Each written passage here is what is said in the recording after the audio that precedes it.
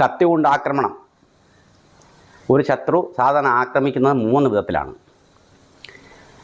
നേതാര, അകതാര, പുറതാര. അങ്ങനെ 3 വിധത്തിലാണ് ആക്രമണം. വലത്തുനിന്ന് ഇടത്തോട്ട്, ഇടത്തുനിന്ന് വലത്തോട്ട്, മുകളിൽ നിന്ന് താഴോട്ട്. ഇങ്ങനെ 3 വിധത്തിലാണ് ആക്രമണം നടത്തുന്നത്. അപ്പോൾ ശത്രു ആക്രമിക്കുമ്പോൾ നമ്മൾ പറയാതെ തന്നെ അവരങ്ങനെ ചെയ്യും. അഭ്യാസി അല്ലാത്തവർ പോലും ഈ 3 വിധത്തിൽ തന്നെ ആക്രമിക്കുന്നത്. ഇതിനപ്പുറം വേറൊരു ആക്രമണ രീതിയില്ല. അതാണ് ഞാൻ ഇന്ന് വീഡിയോ കൂടെ അവതരിപ്പിക്കുന്നത്. അപ്പോൾ ഒരു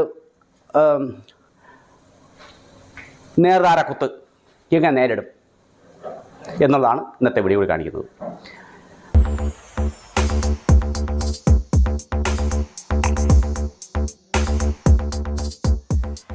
ഇപ്പോൾ ഉദാഹരണത്തിന് ഇപ്പോൾ കോറലിൽ പിടിച്ച് അല്ലെങ്കിൽ ഇടുപ്പിൽ പിടിച്ച് കുത്താം.